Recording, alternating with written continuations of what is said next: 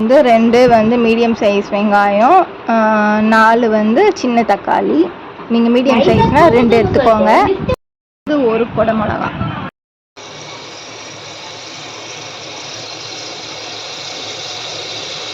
கடுகு, வச்சிருக்க வெங்காயம், தக்காளி, கொடை மிளகா எல்லாம் நான் 1 டேபிள் ஸ்பூன் உப்பு ஆட் பண்ணுறேன். அப்புறம் ஃபைனலாக வேணும்னா நம்ம போட்டுக்கலாம். 1 table spoon garam masala add பண்ணிக்கலாம். 1 டேபிள் ஸ்பூன் மிளகாத்தூள் ஆட் பண்ணிக்கிறேன். அதாவது இந்த கப்பில் வந்து ஃபுல்லாக வந்து தண்ணி ஆட் பண்ணிக்கிறேன். ஏன்னா வந்து வெங்காயத்துலேயே வந்து உங்களுக்கு வந்து தண்ணி விடும். இன்னொன்று வந்து சிக்கன்றதுனால வந்து ஒரு 2 விசில் ஃபுல் ஃப்ளேம்லேயே வந்து உங்களுக்கு சிக்கன் வந்து வெந்துடும்.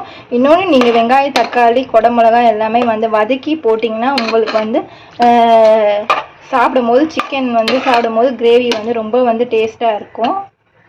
கிரேவி நல்லா வந்து கொதிக்க ஆரம்பிச்சிச்சு. இந்த டைமில் நம்ம வச்சுருக்க சிக்கனை ஆட் பண்ணிக்கலாம்.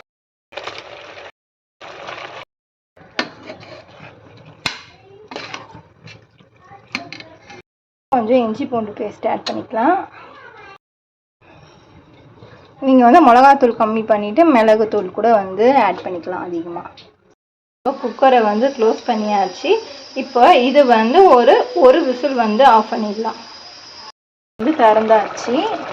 இப்போ வந்து இந்த தண்ணியெல்லாம் வந்து நல்லா வந்து சுண்டணும். பாருங்கள், சிக்கன் எல்லாம் வந்து நல்லா வந்து வெந்திருக்கு. நம்ம இதில் நம்ம வச்சுருக்க கருவேப்பிலையை ஆட் பண்ணிக்கலாம். கருவேப்பிலை ஆட் பண்ணிக்கலாம்.